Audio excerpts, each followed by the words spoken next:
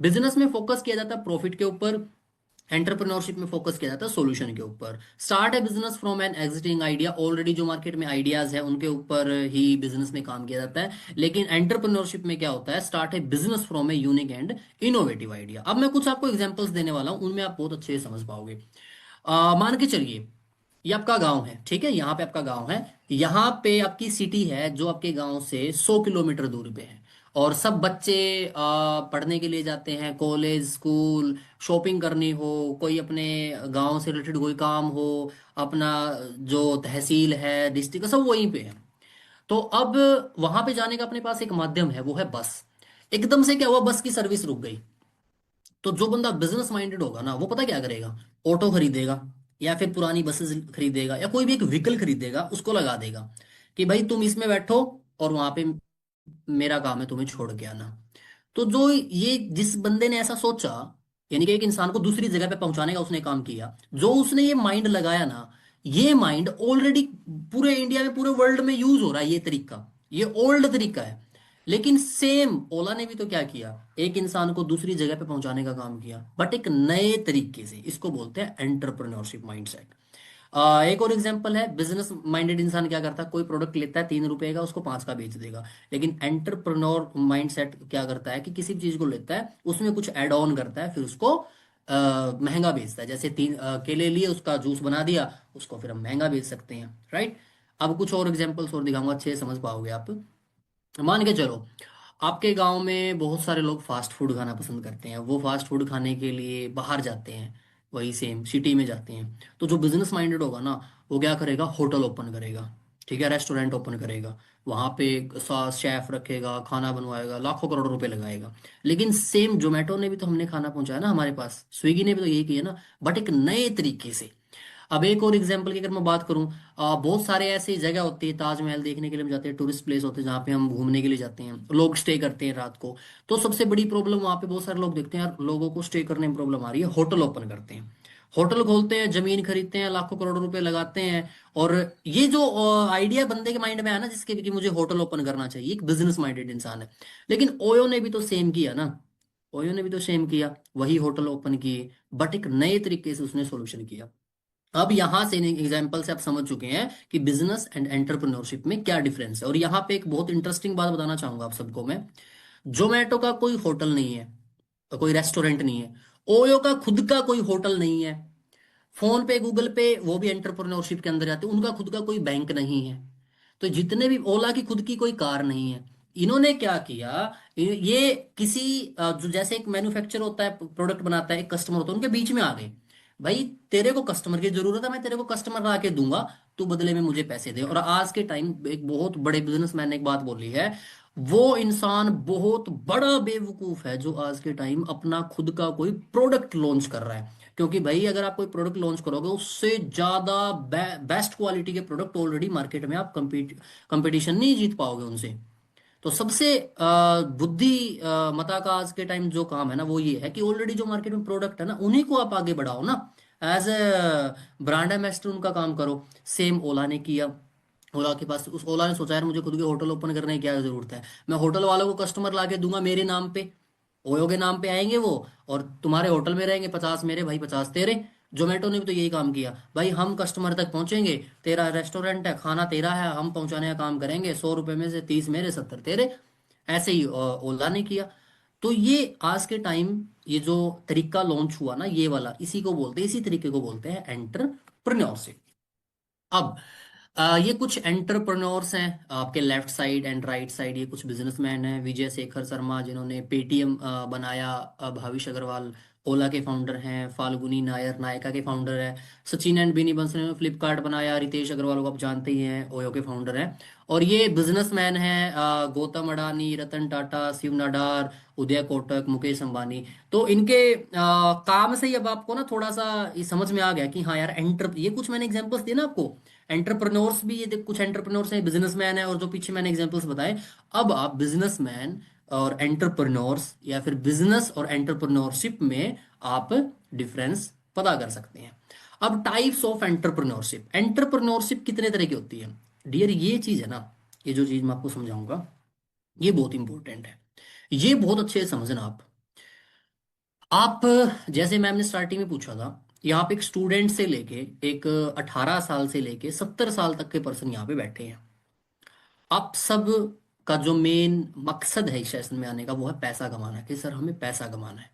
और पैसे कमाने के दो ही, अब देखो कोई भी चीज हमें करनी है, अब हमें भाई पैसा कमाना है तो थोड़ा तो कमाएंगे नहीं, अच्छा ही कमाएंगे। सबके सपने हैं, जो अपने सपने हैं वो सस्ते तो है नहीं, महंगे हैं। सबको अच्छी अच्छी गाड़ी घर बंगला सब चाहिए। अब पैसे हमें अच्छे कमाने हैं तो दो ही रास्ते हैं, करें हम जॉब या करें हम बिजनेस। अब हमें पता है यार जॉब से तो कुछ होने वाला है नहीं। अब पहले ही किसी का कुछ नहीं हुआ तो आज क्या होगा, और ये तो हमें खुद पता है जॉब से कुछ नहीं होगा, राइट। बिजनेस करें तो सर करें क्या। तो अब ये जो टाइप्स ऑफ एंटरप्रेन्योरशिप है, बिजनेस को भी एक बार आप साइड में रखो, या फिर इसको प्राइमरी एंटरप्रेन्योरशिप को आप बिजनेस ही समझ लेना। अब आप बिजनेस करना चाहते हो, अब आप ऑलरेडी सपोज दैट आप मान के चलो ये सोचते हो कि मैं कोई बाइक बनाऊंगा। तो भाई बाइक की ऑलरेडी कंपनी है, होंडा है, हीरो है, रॉयल इनफील्ड है। तो बाइक बनाने का अगर आपके माइंड में थॉट आता है ना मैं कोई बाइक बनाऊंगा, तो आप बिजनेस मैन हो। तो वो बिजनेस अगर आप करोगे तो ऑलरेडी बहुत ज्यादा हाई कंपटीशन, बहुत कुछ करना पड़ेगा। कंपटीशन ऑलरेडी है आपको, रॉयल इनफील्ड से टक्कर लेनी पड़ेगी, हीरो होंडा से टक्कर लेनी पड़ेगी, उनके कस्टमर हायर, बहुत बड़ा प्रोसेस हो जाएगा अगर कोई बिजनेस करोगे। लेकिन अगर आप ये सोचो मैं तो कुछ ऐसी चीज बनाऊंगा जो मार्केट में है ही नहीं, जैसे ओयो ने किया, जैसे ओला ने किया, जैसे आ, इसने जोमेटो ने किया, स्विगी ने किया, मैं तो कुछ नया ही इनोवेटिव करूंगा। तो डियर कुछ नया इनोवेट करना, कुछ बिल्कुल नया खुद जीरो से बनाना, दो तरह के एंटरप्रेन्योरशिप बता रहा हूं, उसको बोलते हैं प्राइमरी एंटरप्रेन्योरशिप, जिसमें सब करता धरता खुद है। और सेकंड होता है सेकेंडरी एंटरप्रेन्योरशिप। अब हम पहले प्राइमरी एंटरप्रेन्योरशिप के बारे में पढ़ते हैं, क्या होता है प्राइमरी एंटरप्रेन्योरशिप। देखो, प्राइमरी एंटरप्रेन्योरशिप सिंपल सी बात है, सेल्फ स्टार्टअप, खुद का आप स्टार्टअप करोगे। अब आप खुद का अगर स्टार्टअप करोगे तो सबसे पहले आपके माइंड में एक आइडिया तो होना चाहिए कि आप किस प्रॉब्लम का सॉल्यूशन करोगे। क्या आपके माइंड में आइडिया, सबसे पहली चीज आइडिया होना चाहिए। दूसरा, प्रॉब्लम आइडेंटिफाई करोगे कि मार्केट में किस तरह की प्रॉब्लम है। सपोज दैट आपके आसपास बहुत सारे लोग अपने मतलब खान पान अच्छा नहीं है, मोटापा ज्यादा बढ़ रहा है, मान के चलो ज्यादातर लोगों का वजन बढ़ रहा है, ठीक है, लोग फिट नहीं रह पा रहे, ये प्रॉब्लम आपने आइडेंटिफाई की। उसके बाद आप ये देखोगे इसका सॉल्यूशन क्या है, उसका सॉल्यूशन ढूंढोगे, कोई मेडिसिन बनाओगे, कोई प्रोडक्ट तैयार करोगे। उसके बाद देखो कि बिजनेस मॉडल आप कैसा बनाओगे। बिजनेस मॉडल के बारे में बता दूं मैं, बिजनेस मॉडल मेनली दो तरीके के होते हैं, वैसे बहुत तरीके के होते हैं। कि आपका जो प्रोडक्ट होगा वो प्रोडक्ट डायरेक्ट कस्टमर तक जाएगा, या आप ऑलरेडी एक बिजनेसमैन को बेचेंगे, यानी कि आपका जो प्रोडक्ट होगा किसके पास जाएगा, आप डायरेक्ट कस्टमर को दे रहे हैं या फिर किसी दुकानदार को देंगे, ठीक है। बिजनेस मॉडल उसको बोलते हैं। उसके बाद मार्केट में आप रिसर्च करोगे, देन फंडिंग उठानी पड़ेगी। रिसर्च का मतलब भाई आपको ये भी तो देखना पड़ेगा ना, मैं जो प्रोडक्ट लॉन्च कर रहा हूँ उसका कोई कंपटीटर तो नहीं है। उसके बाद फंडिंग उठानी पड़ेगी, रजिस्ट्रेशन करवाना पड़ेगा अपने बिजनेस का, लोकेशन। अब जहाँ पे सब फिट लोग हैं वहां पे अगर आप ये मेडिसिन बेचोगे तो नहीं चलेगा आपका। हायरिंग करनी पड़ेगी लोगों की, लोग चाहिए, मैन पावर चाहिए। बहुत सारे लोग बोलते हैं ना यार बंदा बुंदा जोड़ना ऐसा कुछ है, तो भाई खुद का बिजनेस करोगे वहां पे भी तो 50-100 लोग बंदे चाहिए आपको काम करने के लिए, वहां भी तो जोड़ने पड़ेंगे। एक मैनेजमेंट के लिए मैनेजर चाहिएगा, सब काम करने पड़ेंगे। मशीनरी चाहिएगी, कच्चा माल चाहिएगा, फिर फाइनली आपका जब प्रोडक्ट बन के तैयार होगा पेटेंट करवाना पड़ेगा, लीगल कॉम्प्लेंस करने पड़ेंगे, सैलरी देनी पड़ेगी लोगों को, पैकेजिंग करनी पड़ेगी, लेबलिंग करनी पड़ेगी, ब्रांडिंग करनी पड़ेगी, मार्केटिंग करनी पड़ेगी। फिर जाके आपका प्रोडक्ट बिकेगा, सेल होगी। सेल होने के बाद कस्टमर सेटिस्फेक्शन होगा ना, अगर कस्टमर सर्विस बेस्ट होगी, आपका कस्टमर सेटिस्फाइड है, ये सब काम होने तक भी आपके जेब में पैसा नहीं आया। फाइनली जब कस्टमर सेटिस्फाइड है, जब वो सेल हो जाती, तब जाके समझना आपके जेब में दो पैसे आए हैं, उससे पहले 1 रुपया भी आपकी जेब में नहीं आएगा। ये पूरा प्रोसेस आपको फॉलो करना पड़ेगा। बहुत सारे लोग मेरे पास आते हैं, बोले सर हमें बिजनेस करना है। आज मैं एक पर्सन से बात कर रहा, बोले सर मुझे बिजनेस करना है। मैंने उनसे क्वेश्चन ही किया आपको क्या करना चाहिए आगे, जॉब या बिजनेस। मैं बोला जी वो बोले बिजनेस। मैं बोला क्या बिजनेस, बोला मार्केटिंग। अब मैं बोला वो कहाँ पे करोगे, कैसे करोगे, वहीं पे कंफ्यूज हो गए, पता ही नहीं, क्लियर ही नहीं है। तो मैं आपको क्लियर कर देता हूँ डियर, बिजनेस करोगे तो ये चीजें फॉलो करनी पड़ेगी। सेकंड होता है सेकेंडरी एंटरप्रेन्योरशिप। इसमें क्या होता है, फॉरएवर के साथ आप एसोसिएट हो जाते हैं।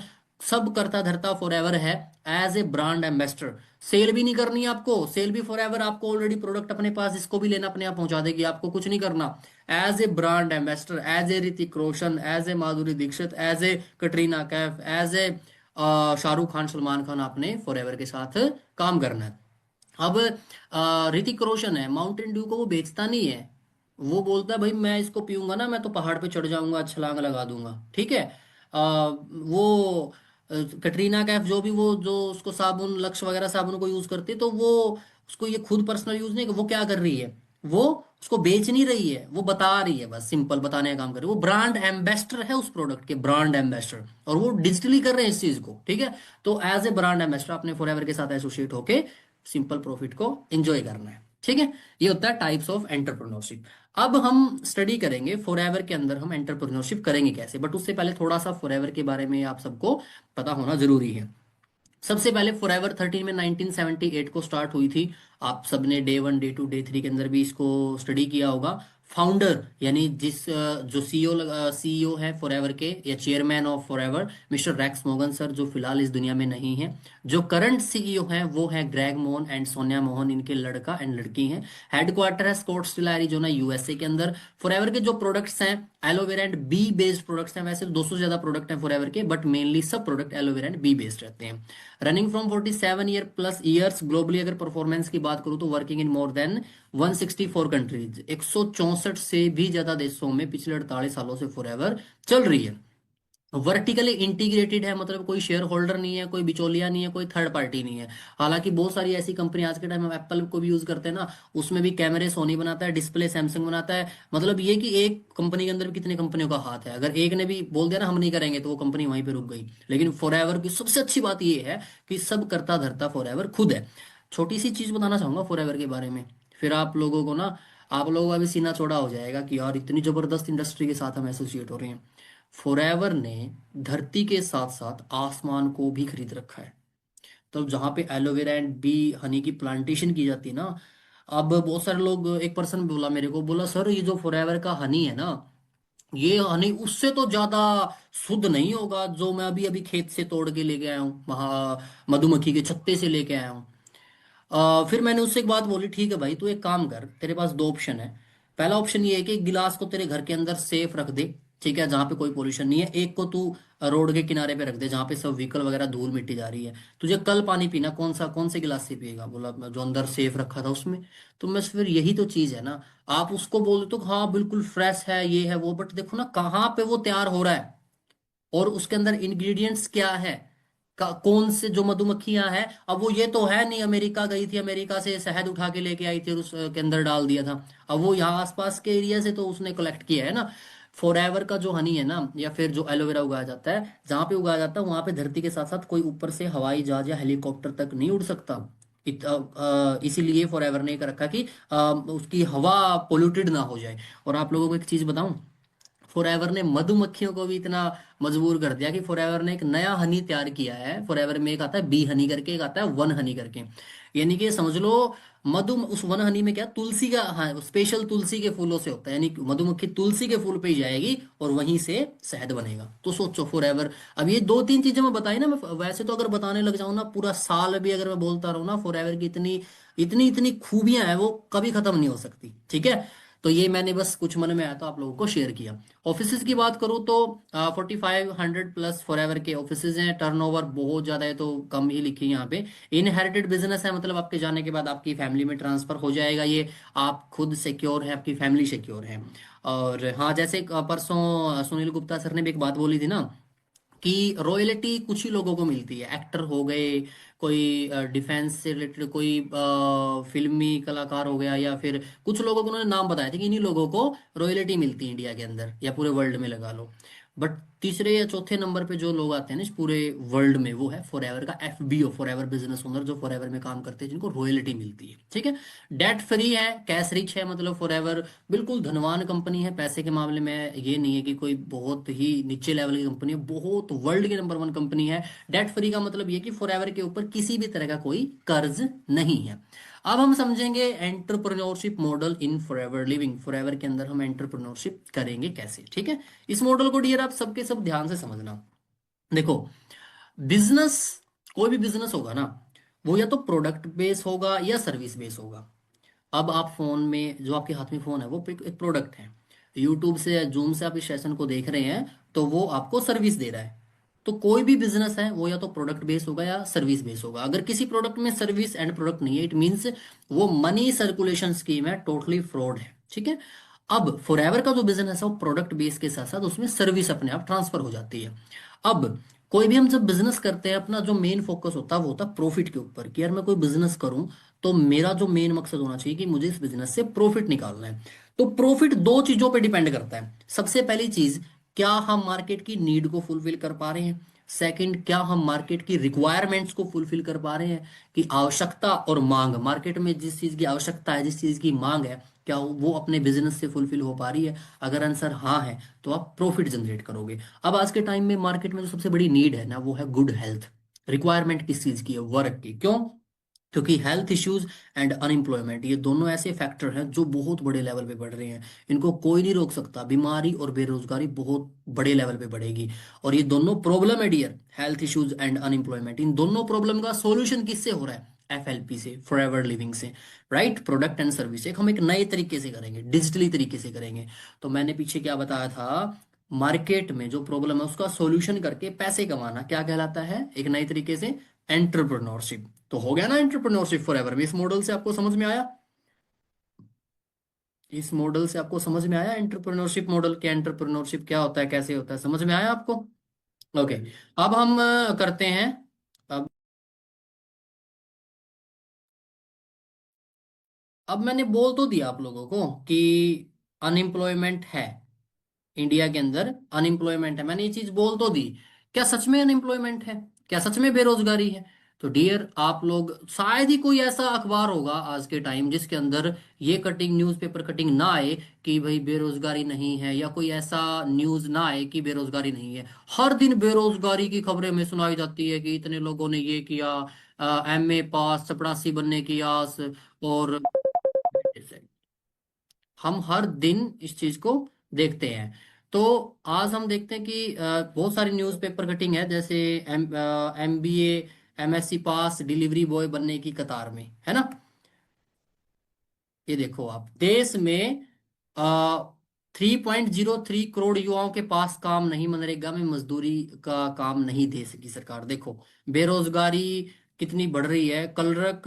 कलरक की परीक्षा में बैठ रहे एमएससी, एमटेक और पीएचडी होल्डर, आप देख रहे हो कितनी ज्यादा बेरोजगारी है। मैं कुछ वीडियोस दिखाने वाला हूं आपको, ध्यान से देखना, ठीक है। बेरोजगारी से रिलेटेड है ये वीडियोस।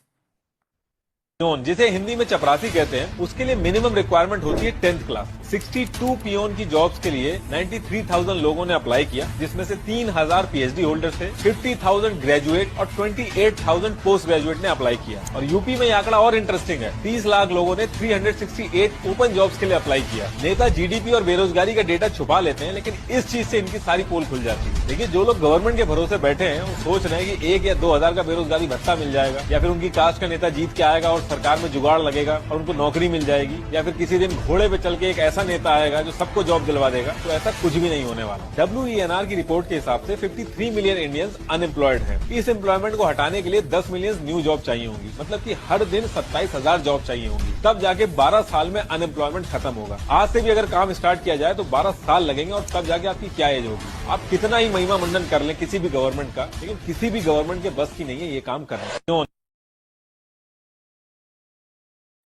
देखा आपने कितनी ज्यादा बेरोजगारी है, और ये रुकने वाली नहीं है। हर दिन हर दिन ये वीडियो देखो आप। ये हकीकत है कि स्किल्ड हमें अर्निंग करने के लिए मौका देता है। हम खुद इस बात के, हमको ये खुद अपने आप में हो सकता है कि हम गलत हों, लेकिन हम कहते हैं कि एक विद्यार्थी जीवन का 4 साल आपने ग्रेजुएशन कराया, 2 साल पीजी कराया, उसकी जिंदगी का सबसे बहुमूल्य 6 साल लिया, लेकिन वो अपने नॉर्मल बीए किए हुए सर्टिफिकेट पर और एमए किए हुए सर्टिफिकेट जिसमें उसने 6 साल खत्म किया है, उसके दम पे वो 15,000 20,000 की भी नौकरी ढूंढने जाएगा तो शायद उसको कोई छोटे जगह पे ना मिले, किसी जिला में ना मिले। तो फिर क्यों पढ़ाएं हम उसको? वो 6 साल उसका जिंदगी का बर्बाद कर दिए। उस 6 साल में उसको बढ़िया बढ़िया प्रोफेसर वगैरह, अर्निंग बहुत जरूरी है। ये भाषण देने के लिए अच्छा होता है कि शिक्षा का उद्देश्य संस्कार विकसित करना होता है। माँ बाप भी संस्कार सिखा देते हैं, ऐसे अनपढ़ लोग भी मिलेंगे इतने संस्कारी होंगे कि पीएचडी किया हुआ इंसान उसके पास में छोटा पड़ जाएगा।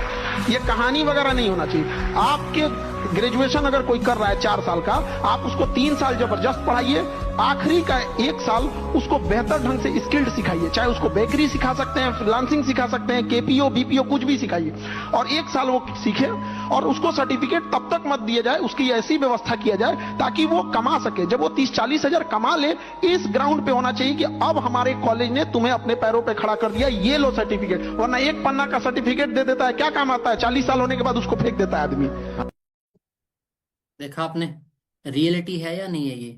हमें ग्रेजुएशन में क्या सिखाया जाता है? मैं ये नहीं बोल रहा ग्रेजुएशन गलत है, बट रियलिटी हर पर्सन को ये पता है कि यार मैं अगर वो 3-4 साल अगर मैं, अरे और तो और छोड़ो, अगर आप बाल काटना भी सीख लोगे ना, हेयर कटिंग, वो भी आपको भूखा नहीं मरने देगी, बट डिग्री भूखा आपको मरने दे सकती है। ठीक है, चलो अब मैं आपको और वीडियोस दिखाता हूँ, ध्यान से देखना। बाहर निकलिए और जोमेटो और स्विगी के डिलीवरी पार्टनर्स जिन्हें कहा जाता है, वे बच्चे जो आपके घर पर आकर जोमेटो या स्विगी या इस किस्म की चीजों का के सामान का आप तक पहुंचा रहे होते हैं, एक बार रोक कर पूछिए कि उनकी क्वालिफिकेशंस क्या है, आपको हैरानी होगी। आजकल तो मैं पाता हूं उनमें से बहुत सारे लोग बीटेक के, बैचलर ऑफ टेक्नोलॉजी, ये वह पढ़ाई है, ये वह डिग्री है जिसके विषय में आज से 20 साल पहले तक भी ये माना जाता था कि बीटेक अपने आप में रोजगार पाने का श्योर शॉर्ट तरीका है। आज आपको बीटेक टेक्नोलॉजी में पढ़े हुए लोग आमतौर पर डिलीवरी पार्टनर्स के तौर पर, यानी कि जो काम उन्होंने इंजीनियरिंग स्कूल्स में सीखा था उससे भिन्न काम करते हुए बड़े पैमाने पे दिखाई देंगे, क्योंकि बीटेक के विषय में निजी क्षेत्र का कहना यह है कि इंजीनियरिंग कॉलेज से निकले हुए अधिकांश इंजीनियरिंग ग्रेजुएट्स एम्प्लॉयबल नहीं है। क्या बोला इन्होंने? एम्प्लॉयबल नहीं है, मतलब ये कि वो काम कर ही नहीं सकते, डिग्री है उनके पास और कंपनियों को काम चाहिए, बड़ी बड़ी कंपनियां काम करवाना चाहती है, डिग्री से उनको कोई मतलब नहीं है। ठीक है, एक छोटा सा एग्जांपल अगर आपको दूं ना, आज अगर आपको एआई आता है, ठीक है, तो आप पैसे कमा लोगे, और अगर आपके पास पीएचडी की डिग्री है तो नहीं कमाओगे आप। आपको काम आता है ना करना। तो बहुत सारे हम वीडियोस भी देखते हैं कि एक छोटा सा बच्चा जिसको एडिटिंग आती है उसको तो जॉब मिल जाती है, लेकिन जो एमए करके बैठा उसको 1 रुपया भी नहीं मिलता। भाई हम क्या करेंगे तेरी डिग्री का, हमें तो काम से मतलब है। ठीक है, तो स्किल आज के टाइम बहुत ज्यादा जरूरी है। ठीक है, चलिए अब जैसे मैंने सेकंड आपको बोला था, हेल्थ इश्यूज बढ़ रहे हैं, तो डियर ये कुछ हेल्थ इश्यूज है, dengue, malaria, typhoid, asthma, joint pain, मतलब बहुत सारे हैं। मतलब कोई भी ऐसा घर नहीं होगा जिसके अंदर ये बीमारी ना हो, हर घर के अंदर बीमारी है आज के टाइम, यानी बीमारी और बेरोजगारी बहुत बड़े लेवल पे बढ़ रही है। अब कुछ और भी प्रॉब्लम्स है मार्केट में, जैसे स्टूडेंट की प्रॉब्लम रहती है कि यार हम स्टडी के साथ साथ कुछ ऐसा काम करें कि हमारी स्टडी भी डिस्टर्ब ना हो और हम पैसा भी कमा लें, फॉर एवर है उनके लिए। सेल्फ एम्प्लॉयड है, जो अपना बिजनेस करते हैं, काम करते हैं, दुकानदारी खोल के बैठे हो जाते हैं, जिससे काम नहीं चल रहा, हमारे पास एक और रास्ता हो, तो फॉर एवर है उनके लिए। बहुत सारी हाउस वाइफ चाहती है कि यार हम अपने फ्री टाइम का यूज कर लें, उनके लिए फॉर एवर है। जॉब पर्सन है, बहुत सारे चाहते हैं हम जॉब के साथ साथ फॉर ऐसा बिजनेस करें कि हमें हमारी इनकम के साथ साथ और भी इनकम आए, उनके लिए भी फॉर एवर है। रिटायर्ड पर्सन है जो कुछ नहीं कर रहे, अगर वो चाहते हैं कि हम कुछ करें, लाइफ को दोबारा से रिन्यू करें, हम बढ़िया कुछ चीजें करें, उनके लिए भी फॉर एवर है। अब देखो फॉर एवर हमें क्या क्या देती है? फॉर एवर हमें देगी time freedom, money freedom, good health, second income source, security, name fame respect, passive income. और मुझे एक बात बताओ, क्या सब पर्सन आज के टाइम जितने भी आप इस सेशन के अंदर बैठे हो, आपके पास जितने भी आसपास जो लोग रहते हैं, इन्हीं चीजों के पीछे तो पड़े हैं ना? हर पर्सन चाहता है यार, जॉब वाला चाहता है मुझे टाइम फ्रीडम मिल जाए, मुझे कुछ ऐसा काम मिल जाए कि मैं अपनी जॉब को छोड़ दूं यार, अपना मन मर्जी का मालिक बन जाऊं। वो जिसके पास पैसा नहीं है वो चाहता है यार इतना पैसा हो कि मैं पैसे के लिए काम ना करूं अपनी जिंदगी में, अपनी जिंदगी को जी लूं, पैसे के पीछे ना दौड़ूं। लोगों को गुड हेल्थ चाहिए, सेकंड इनकम सोर्स चाहिए, अपने फैमिली को सिक्योर करना चाहते हैं, किसी को चाहिए नेम फेम, लोग मुझे जाने। Yes, everything is possible in for ever living. आप हर चीज पॉसिबल कर सकते हो फॉर एवर में, जो चीज आपको चाहिए, एक इंसान को जो भी चाहिए होता है। ठीक है, अब we are proud of our company. आप गूगल करके देखना, world best health product, the most beautiful business on the earth. ठीक है, वर्ल्ड नंबर 1 बिजनेस अपॉर्चुनिटी, ये लाइन आप गूगल पे सर्च करके देखना, मैं खुद नहीं बोल रहा आपको, गूगल खुद बता देगा आपको क्या है फॉर एवर। ठीक है, अब what will we become in this, इस बिजनेस के अंदर या फॉर एवर के अंदर हम क्या बनेंगे? तो डियर फॉर एवर के अंदर बनेंगे हम एंटरप्रेन्योर। ये चीज आपको स्टार्टिंग में पता चल गई थी। जब आप एक एंटरप्रेन्योर बनते हैं तो आप एक नॉलेजेबल पर्सन बनते हैं, इनोवेटिव बनते हैं, ओपन माइंडेड, एम्बिशियस, आपको मैनेजमेंट आ जाती है, रिस्क टेकर बनते हैं, पैशनेट बनते हैं, कम्युनिकेशन स्किल बेटर होती है, लीडरशिप क्वालिटी आपके अंदर आती है, इंडिपेंडेंट बनते हो, सेल्फ कॉन्फिडेंस आता है। अच्छा मुझे एक बात बताओ, आपके पास 2 ऑप्शन हो, एक तो ये चीजें जो मैंने आपको बताई, एक तो ये चीजें हैं। एक है कि अकबर ने ये किया था, साइन कोस थीटा ये होता है, active voice passive voice grammar. अब ये दो चीजें हैं, मुझे बताओ लाइफ में क्या काम आता है? लाइफ में क्या चीजें काम आती है?